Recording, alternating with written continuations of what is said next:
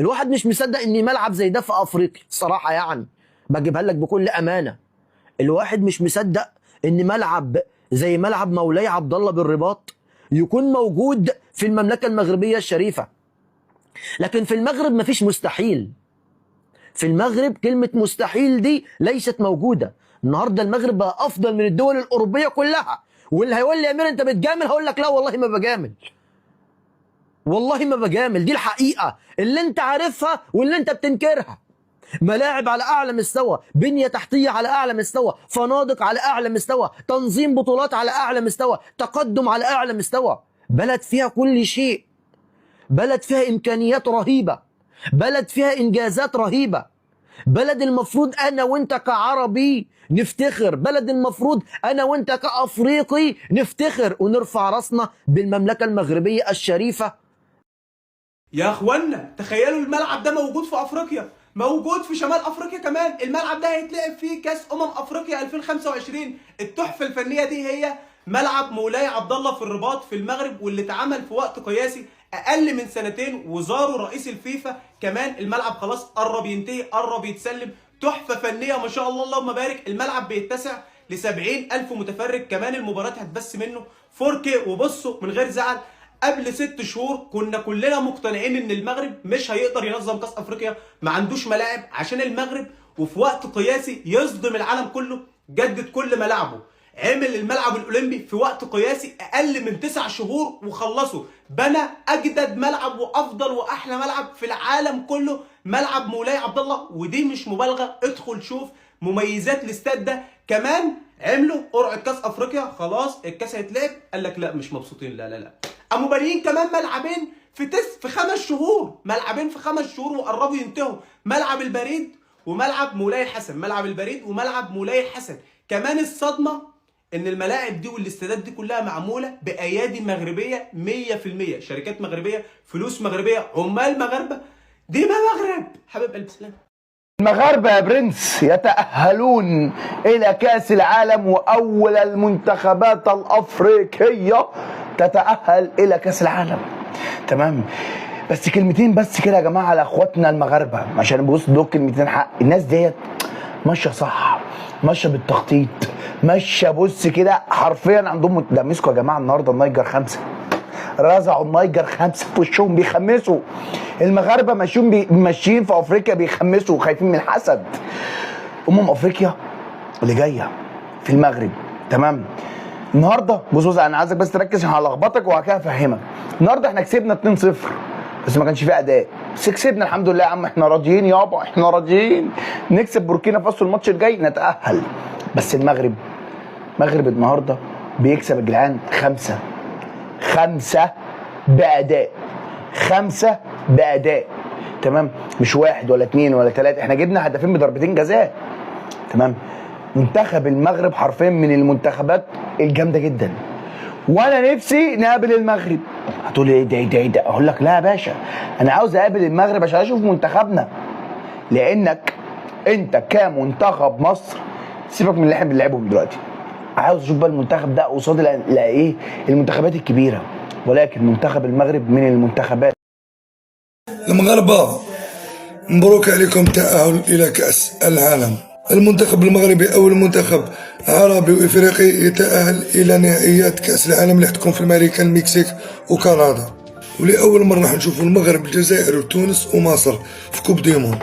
المغرب حجز مكانه في كأس العالم، الجزائر وتونس بقات لهم المباراة الأخيرة، ومصر كيف راهم بعد ب5 نقاط على الملاحق. المغاربة ما تقلقوش، التأهل حيجي في كازابلانكا للمنتخب الوطني الجزائري اللي عنده مباراة 8 سبتمبر أمام المنتخب الغيني في ملعب كازابلانكا.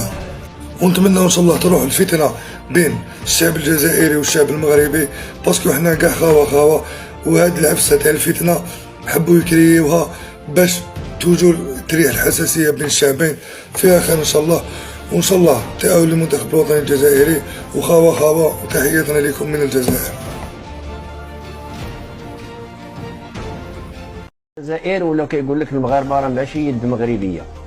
قال لك الجنون هذوك المغاربه استعملوا السحر والجنون، الجنون والجين، كيقولوا الجين باش طلعوا هذا الملعب يا عمارك في 14 شهر. ما صرطاش ليهم هذا الملعب هذا، لان في الاول ذكاء اصطناعي. لا كانوا يقولوا فوتوشوب وكانوا يقولوا ذكاء انهم اصطناعي. مستعدين والكولاسه ديال الممتع. اما دابا حطينا امر الواقع. في وسط زحمه الاهلي وبيراميدز النهارده في خبر ما قدرتش افوته كده، يعني اعديه. النهارده المنتخب المغربي الشقيق فاز ببطوله كأس الامم الافريقيه تحت 17 سنه لاول مره في تاريخه. هذا الجيل او هذه المرحله العمريه اول مره في تاريخ المغرب تفوز ببطوله افريقيا تحت 17 سنه. كسبوا مالي بضربات الترجيح 4-2 في نهائي البطوله النهارده. انا ليه جبت الخبر ده تحديدا وما حبيتش ان هو يضيع في وسط الزحمه؟ عشان يا جماعه النموذج بتاع المغرب ده بكل تواضع، ركز معايا، بكل تواضع ارجوك روح شوفه واعمل زيه بالظبط.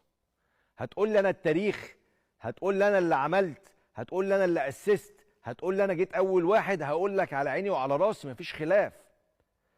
بس هم جريوا خدوا خطوات سريعه. رابع العالم منتخب اول، برونزيه الاولمبياد منتخب اولمبي، بطوله شمال افريقيا تحت 20 سنه، كاس افريقيا تحت 17 سنه. انت متخيل؟ يعني مش بس عندهم جيل فوق منتخب اول جامد، لا ده عندهم جيل هيسلم جيل هيسلم جيل. وعندك على الاقل من 10 ل 15 سنه المغرب متسيده. احنا في البطوله دي طلعنا ثالث في مجموعتنا ويا دوبك لعبنا ملحق والحمد لله ربنا كرمنا وهنوصل كاس العالم. خلاص وصلنا كاس العالم، ما نافسناش خالص على البطوله.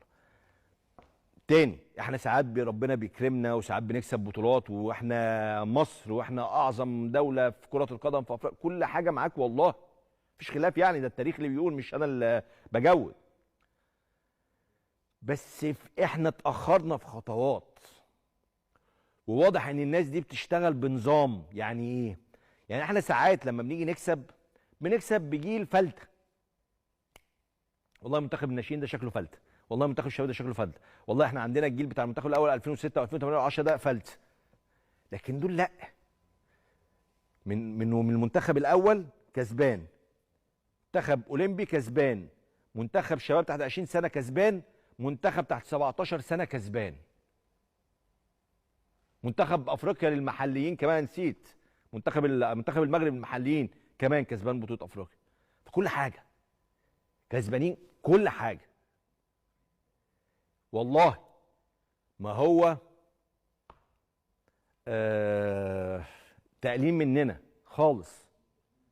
انا بقول لك بكل تواضع، الناس اللي بتدير كره القدم في مصر يا سيدي شوف النموذج، يا سيدي شوف النموذج وطور عليه كمان. بس ما تقعدش تقول انا كده كده صح، انا كده كده جامد، تاريخيا جامد. دلوقتي في ناس سبقاك، الحقهم وتفوق عليهم. لو قدرت تلحقهم بس خير وبركه، قدرت تتفوق عليهم يا سيدي. لكن ما تقعدش تقول لي انا جامد، مش قوي دلوقتي تاريخيا. مغاربة ربحتوا، صحتكم وام صحتكم. يا القنطة اللي حركمتني قنطة. انتم رب العالمين تقعدوا غير تربحوا نبشش روحي يا رب العالمين تقعدوا غير تربحوا ولد عمي.